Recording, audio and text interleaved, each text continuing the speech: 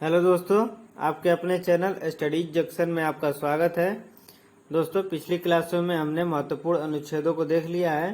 दोस्तों, उस क्लास में हमने बताया था कि आने वाले क्लासेस में मैं इन महत्वपूर्ण अनुच्छेदों को डिटेल में चर्चा करेंगे, जिनका आज से हम डिटेल चर्चा शुरू करते हैं, जो कि भाग 1 से शुरू होता है।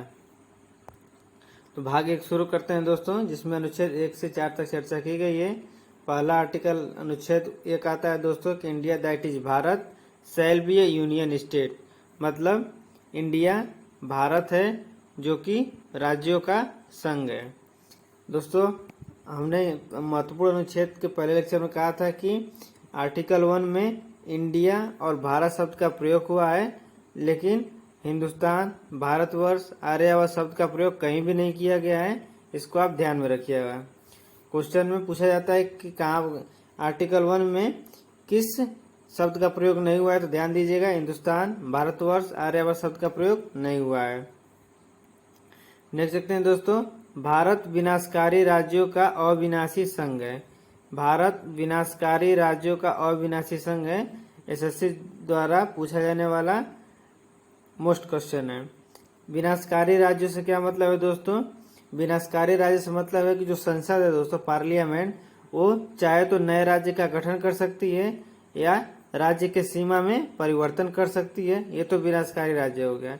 विनाशकारी राज्य से अभिप्राय दोस्तों कि संसद चाहे तो नए राज्य का गठन कर दे या सीमा में परिवर्तन कर दे। लेकिन अविनाशी संघ का क्या मतलब है दोस्तों? अविनाशी संघ का मतलब है कि हमारा जो देश है राज्यों का संघ है, कोई भी राज्य भारत से अलग नहीं हो सकता। अविनाशी का संघ है।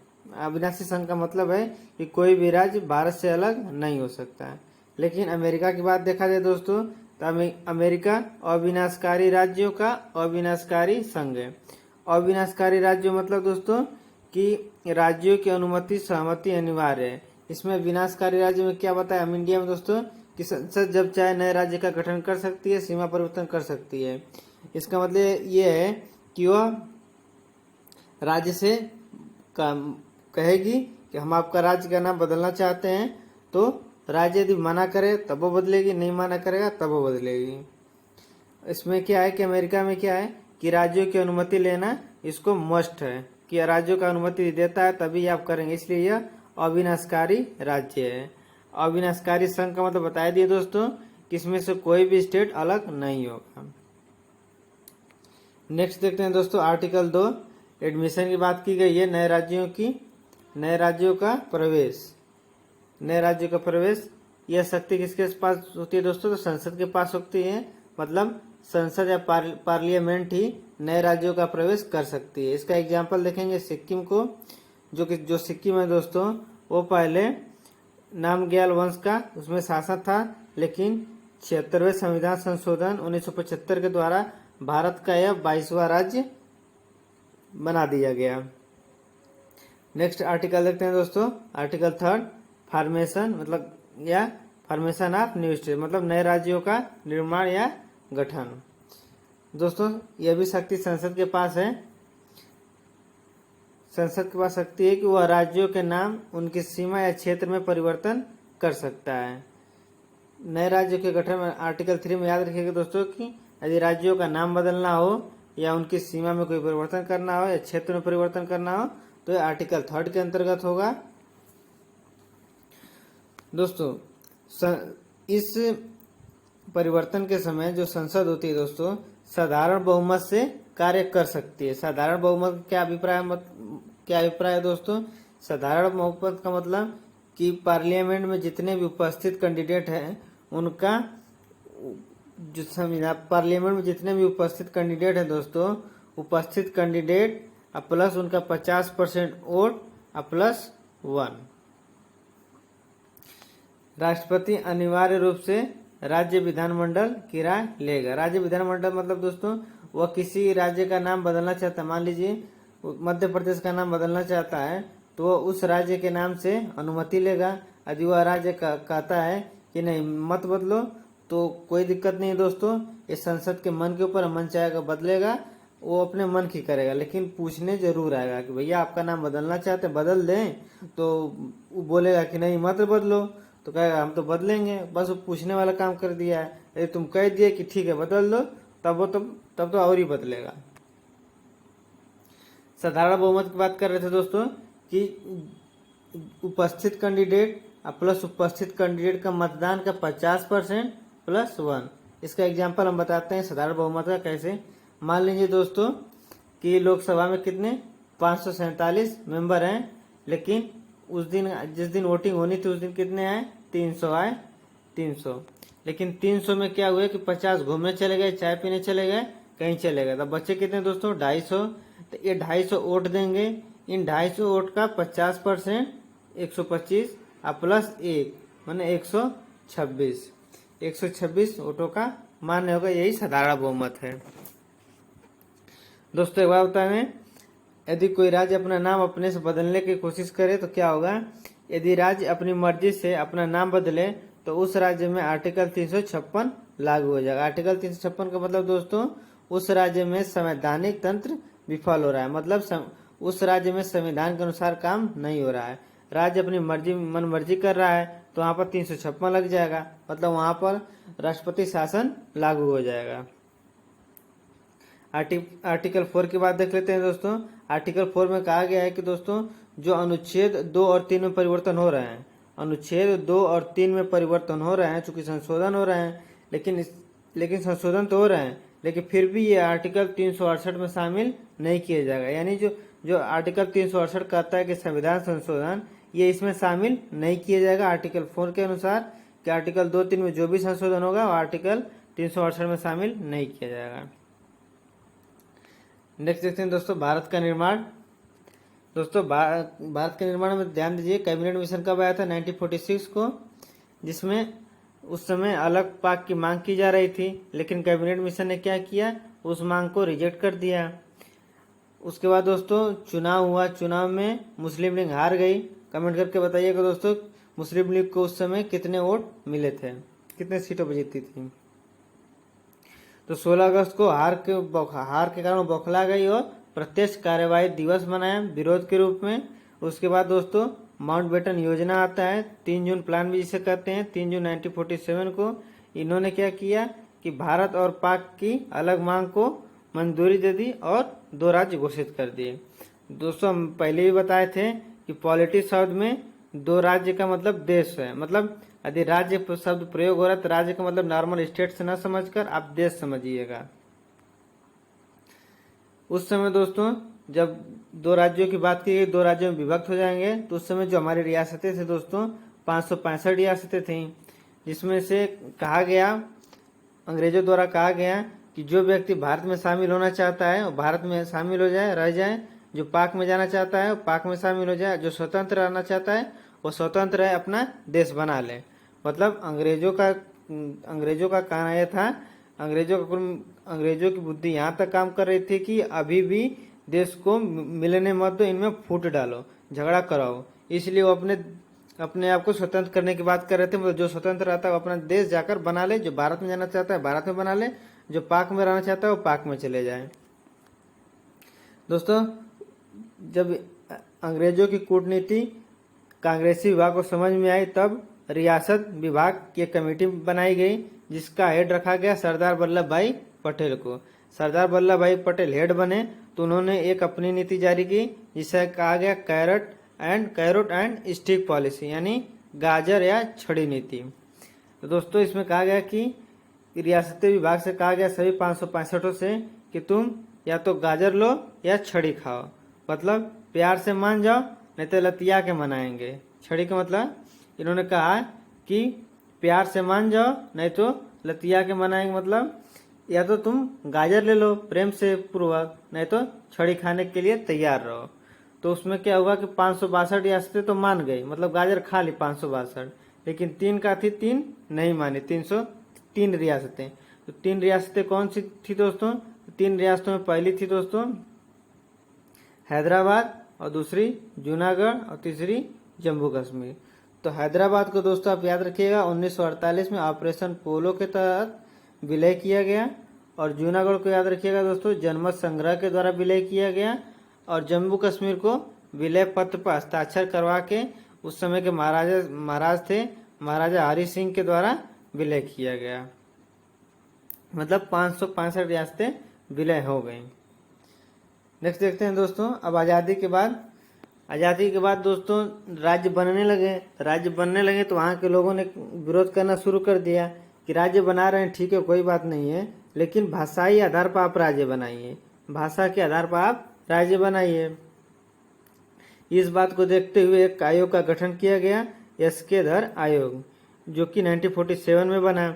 इस आयोग ने साफ साफ अपना 1948 में रिपोर्ट जारी किया और उसने कहा कि भाषाई आधार पर राज्यों का निर्माण नहीं होना चाहिए, एकदम ना तो ना, मतलब भाषाई आधार पर राज्यों का निर्माण नहीं होना चाहिए।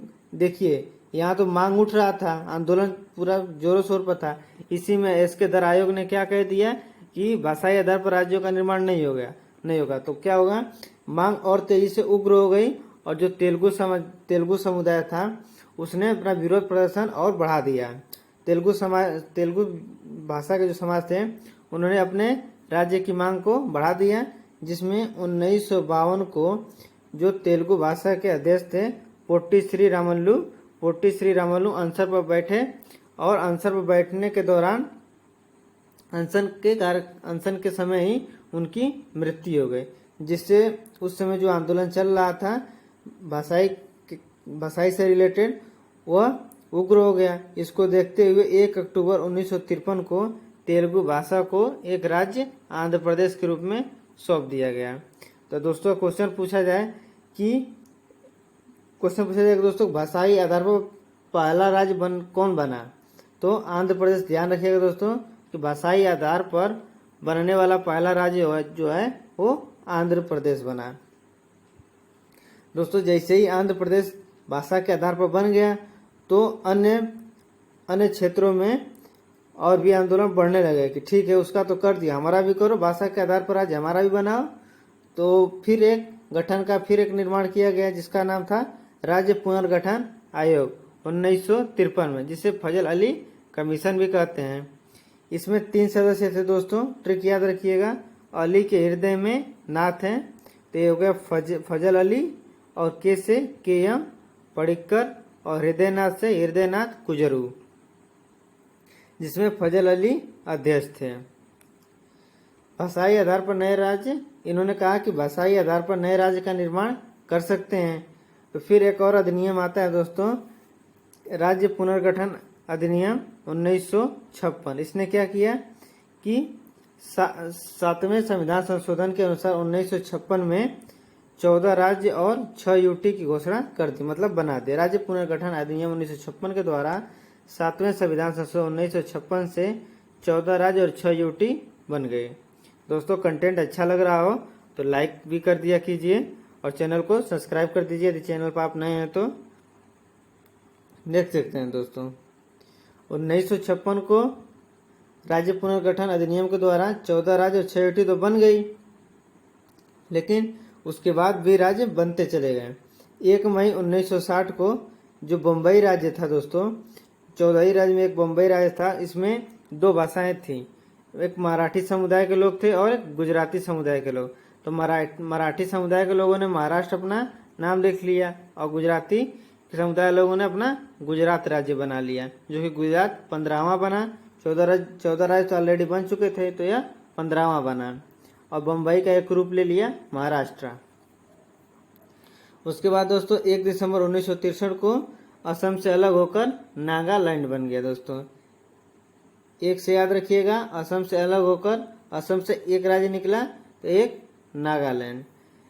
चूंकि दोस्तों नागालैंड 1 दिसंबर को अलग हुआ, इसलिए इस खुशी में वो हार्नबिल महोत्सव 1 दिसंबर को मनाता है।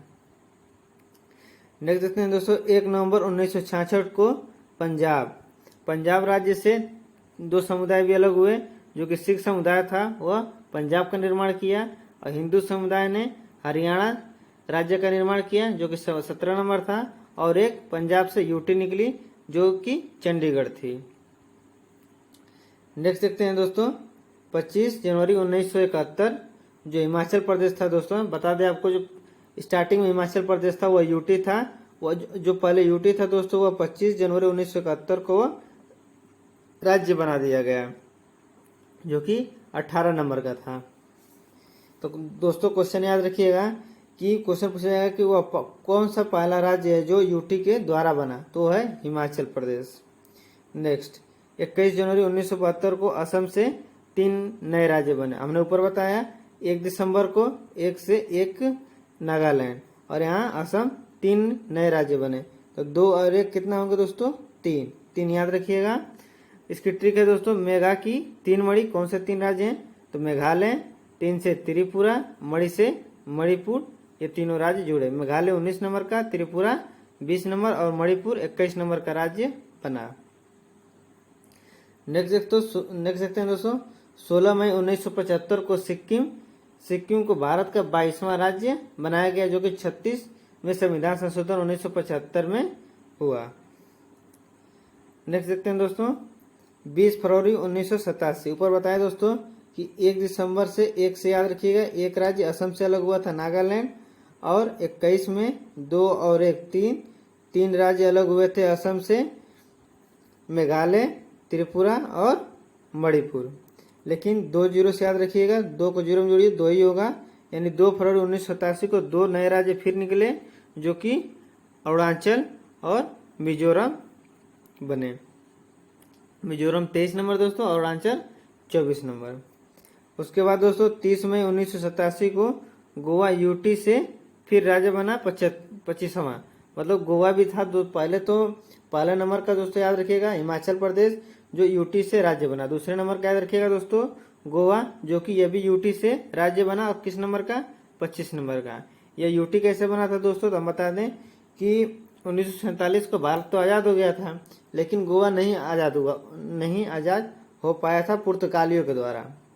गोवा को मारकर भगाया गया 1961 में ऑपरेशन विजय के द्वारा। तो पुर्तगाल जब आजाद हो गया, स्वतंत्र हो गया, तो भारत का केंद्र शासित के रूप में उसे दर्जा दिया गया। फिर इस यूटी माने गोवा यूटी को 30 मई 1987 को नया राज्य बनाया गया 25 नंबर का। नेक्स्ट देखते हैं दोस्तों, 1 नवंबर 2000 को छत्तीसगढ़ मध्य प्रदेश से अलग होकर 26वां राज्य बना। फिर 9 नवंबर 2000 को उत्तराखंड यूपी से अलग होकर 27वां राज्य बना। और 15 नवंबर 2000 को झारखंड बिहार से अलग होकर 28वां राज्य बना। इसको क्रम से कैसे याद रखेंगे दोस्तों? तो याद रखिएगा, छऊ कहाँ का नृत्य है दोस्तों? छऊ है दोस्तों कहाँ का? झारखंड का। तो छ से याद रखिएगा छत्तीसगढ़, और उ से याद रखिएगा उत्तराखंड, मतलब छ उ और झारखंड। मतलब छऊ कहाँ का नृत्य है? तो झारखंड का है। छ से हो जाएगा छत्तीसगढ़, उ से हो जाएगा उत्तराखंड, और झारखंड तीसरा हो जाएगा। तो क्रम से याद रखिएगा छत्तीसगढ़, उत्तराखंड, झारखंड, 26, 27, 28।